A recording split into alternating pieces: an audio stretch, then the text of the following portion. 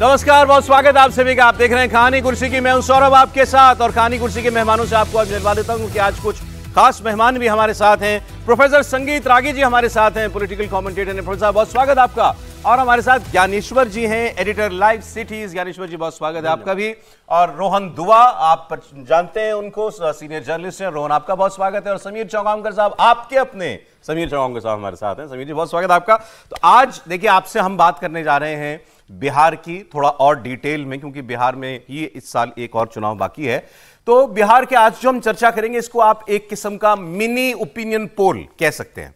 वो मैं इसलिए कह रहा हूं क्योंकि ओपिनियन, यहां 4 लोग हैं, इन सबकी ओपिनियन आपके पास आएगी और ओपिनियन पोल बढ़ता है सीटों के हिसाब से। तो आज हम भी सीटों के हिसाब से बढ़ेंगे। पिछले विधानसभा चुनाव में भारतीय जनता पार्टी जेडीयू को अच्छी कामयाबी मिली थी, लेकिन इस बार नीतीश कुमार की चाहे सेहत के चर्चे हो रहे हों या उनके बेटे की पॉलिटिक्स में आने की बातें हो रही हों, सारे इशारे इस ओर हैं कि नीतीश जी शायद अपने राजनीतिक जीवन की आखिरी पारी खेलने वाले हैं। अब तो उनकी पार्टी के लोग खुलकर एक कहने लगे, भाई इस बार तो तुम्हारा चेहरा नीतीश कुमार है, अगली बार कौन होगा?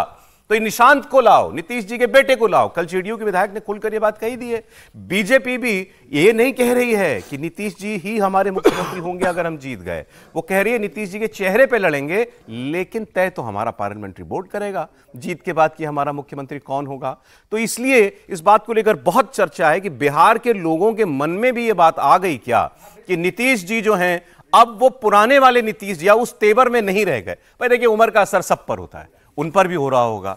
फिर 20 साल चीफ मिनिस्टर, यहां तो 5 साल की एंटी इनकम्बेंसी नहीं झेल पाते नेता, वो तो 20 साल से चीफ मिनिस्टर हैं। एक आध 2-3 साल बीच में इधर उधर आप कर दीजिए, अगर तो 1 साल जब जीतन राम मांझी बने थे, बस वही, वरना तो वही चीफ मिनिस्टर है।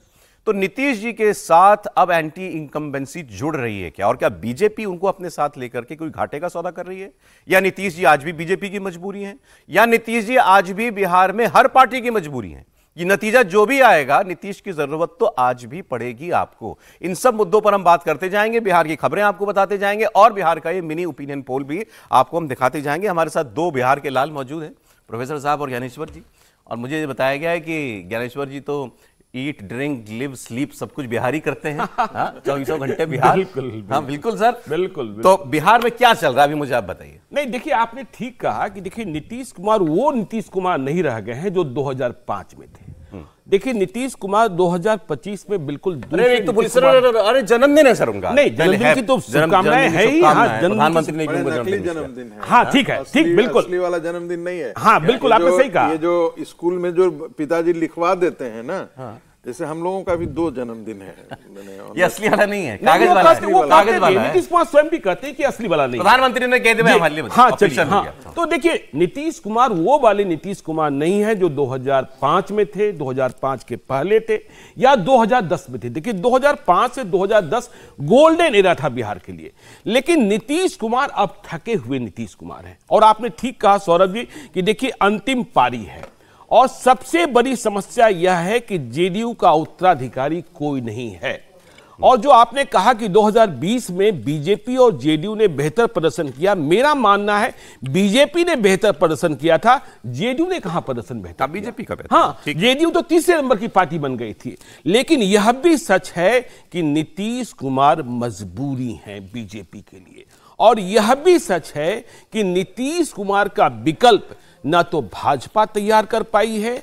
और देखिए आरजेडी के पास तेजस्वी यादव हैं, लेकिन उनके ऊपर लालू यादव का बैगेज इतना बड़ा है कि लोग यह समझने लगते हैं, और नीतीश कुमार ने भी माना है, बीजेपी ने भी माना है कि देखो कुछ मत बताओ, अगले 5 साल क्या करना है क्या नहीं करना है इसकी चर्चा करना आवश्यक नहीं है। यह बताते रहो, दिखाते रहो कि 2005 के पहले का बिहार कैसा था।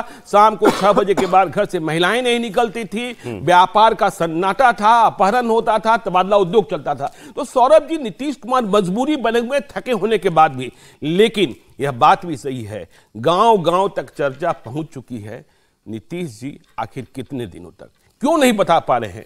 और देखिए आपने कहा ओपिनियन पोल आने शुरू हो गए हैं, जिसमें यह दिखने लगा है कि नीतीश कुमार के नेतृत्व के प्रति लोगों की जो सोच है वह कमजोर पड़ी हुई है और तेजस्वी यादव आगे निकल रहे हैं। देखिए एक ओपिनियन पोल आया जिसमें 41% के साथ तेजस्वी यादव आगे हैं और मात्र 18% नीतीश कुमार को और 15% पर आ गए प्रशांत किशोर, यह भी बड़ी चुनौती है। हाँ। 2 अक्टूबर 2024 को पार्टी बनती हमने है। बात की थी सर कल भी और परसों भी उसकी पोल की, तो यहाँ राय ये थी हमारे मेहमानों की कि भाई अब बहुत अर्ली है अभी। नहीं ठीक है अर्ली है, लेकिन आप ओपिनियन पोल का इतिहास सौरभ जी जानते हैं, हम 1996 से 1997 से देख रहे हैं कि जब ओपिनियन पोल आते हैं तो सरकार के पक्ष में आते हैं। SD डगौरा साहब थे प्रधानमंत्री, उनके पक्ष में ओपिनियन पोल आ गया था।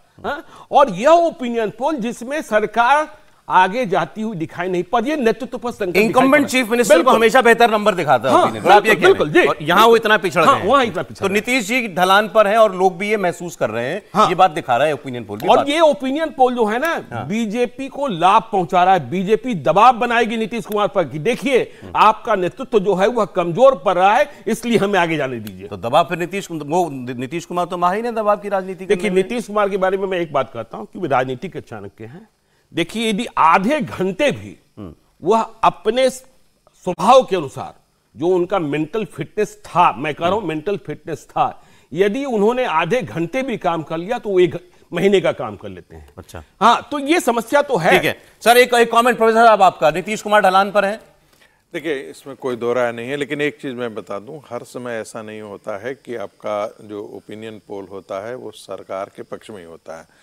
हमने देखा कि जितने ओपिनियन पोल आ रहे थे हरियाणा के केस में, वो सारे के सारे हरियाणा सरकार के खिलाफ ही जा रहे थे, कोई बहुत अच्छे संकेत नहीं जा रहे थे। और हम सब टेलीविज़न स्टूडियो में बैठ करके यही आकलन कर रहे थे कि हरियाणा में भारतीय जनता पार्टी की सरकार आने में मुश्किलें होंगी, लेकिन भारतीय जनता पार्टी की सरकार गई। लेकिन मैं बाय एंड लार्ज इनकी बातों से सहमत हूँ कि नीतीश कुमार अब एसेट नहीं रह गए हैं।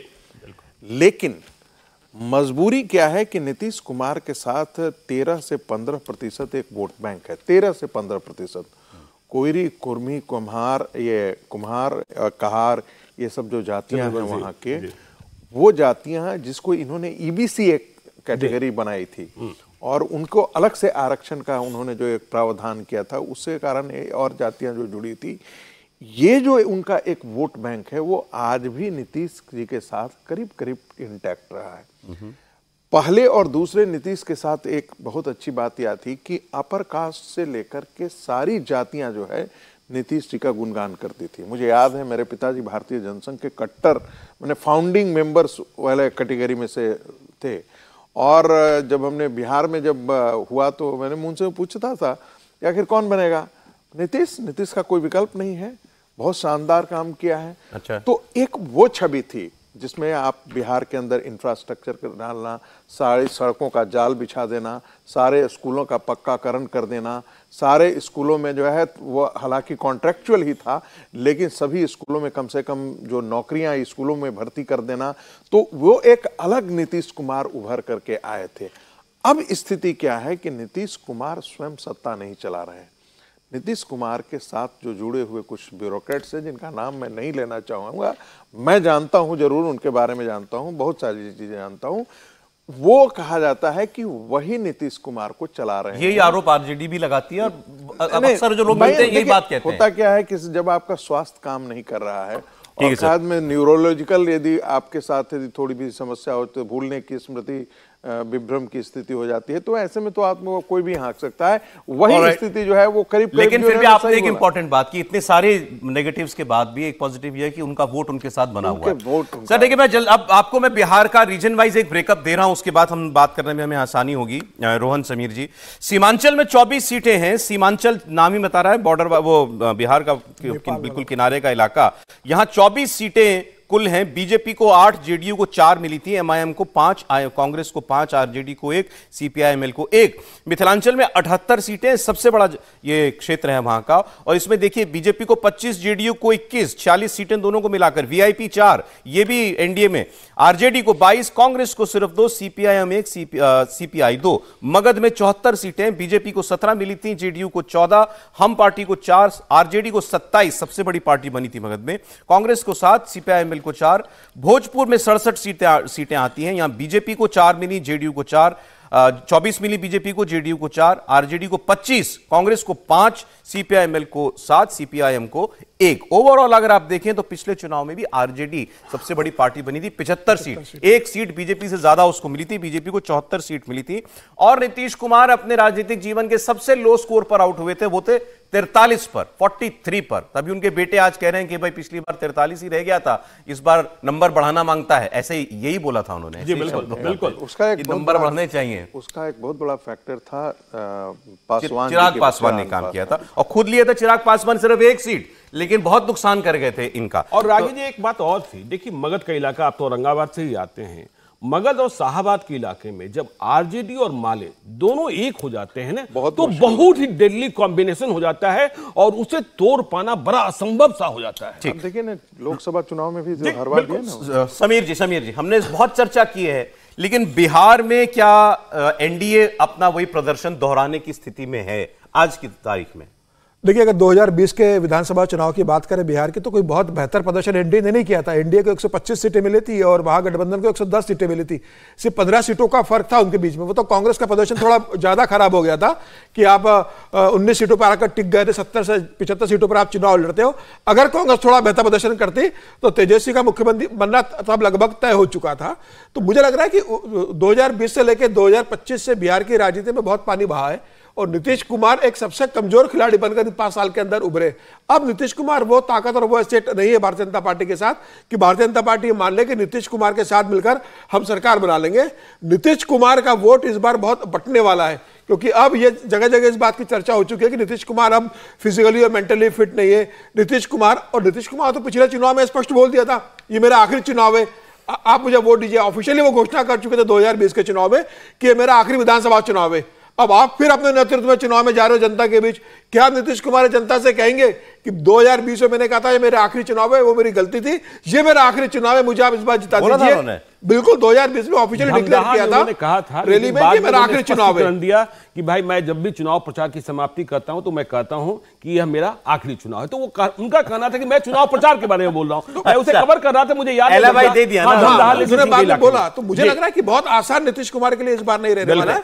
चिराग पासवान आज एनडीए आगे या महागठबंधन? देखिए, मुझे लगता है कि अभी अगर देखेंगे तो महागठबंधन अच्छी स्थिति के अंदर है। अच्छा, बिल्कुल, अभी आप महागठबंधन को खारिज नहीं कर सकते। आने वाला समय बताएगा कि सीटों का डिस्ट्रीब्यूशन कैसा होता है। एक रोहन का एक ओवरऑल बिहार की परिस्थिति पर कमेंट, फिर उसके बाद हम सीटों पर आते हैं। जी तो मुझे लगता है कि जिस तरीके से नीतीश कुमार के बारे में एक जोक भी कहा जाता है, मेम भी कहा जाता है कि पार्टी कोई भी अलायंस हो लेकिन सीएम मुख्यमंत्री वही बनते हैं, तो हर बारी अंतरात्मा भी बदलती है। लेकिन मैं सिर्फ ये कहूंगा कि जिस तरीके से निशांत, उनके बेटे ने, 48 साल के बेटे ने, इंजीनियर बेटा है, जो पहली बार ये बयान दिया है, सार्वजनिक बयान दिया है कि मेरे पिता को ही मुख्यमंत्री कैंडिडेट डिक्लेयर करना चाहिए, तो कहीं ना कहीं एक एंग्जाइटी जरूर है जेडीयू के अंदर आज कि क्या इस चुनाव में जाते जाते नीतीश कुमार को वो नेता कंसेंसस देखना चाहेंगे। क्योंकि अगर आपको याद हो, जो लोग सब बात करें 2020 के चुनाव की, वहां पर भी भाजपा ने नीतीश कुमार को बैलेंस रखा, 2 उप मुख्यमंत्री बनाए, रेणु और तारकिशोर प्रसाद जी को, और वो एक बैलेंस पावर जरूर रखी। लेकिन जहां तक चिराग पासवान का सवाल है, बार बार लोग बड़ी उन पे लोग टिप्पणियां करते थे कि वो आगे बढ़ पाएंगे नहीं पाएंगे। एक शेड्यूल कास्ट नेता होने के बावजूद उन्होंने 5 सीटें वो लाके खड़ा कर दी और कहीं ना कहीं एक कंपैरिजन खड़ा कर दिया नीतीश कुमार के साथ में ऑल्टरनेटिव का। लेकिन जहां तक भाजपा की बात है ना, आज भी मैं कहता हूं कि नित्यानंद राय या और बाकी हम नेता देखें, वो सुशील कुमार मोदी के बाद में भी आप देखिए वैक्यूम सा क्रिएट जरूर हुआ है भाजपा में, और वो वैक्यूम की जो कमी है वो भाजपा को खलती रहेगी अगले 5 सालों में, जब तक कि आप एक फायर ब्रांड या कोई अग्रेसिव नेता को वहां पे खड़ा नहीं करेंगे। तो नेता हो रहा है चुनाव, तो मोदी जी, उनका चेहरा मोदी है नहीं, लेकिन और नीतीश के साथ में नहीं। लेकिन आप देखिए जैसे मध्य प्रदेश में भी शिवराज सिंह चौहान काफी, योगी आदित्यनाथ यूपी में खड़े रहे, बिहार में बीजेपी के पास में एक वैक्यूम जरूर है। ये बात सही है।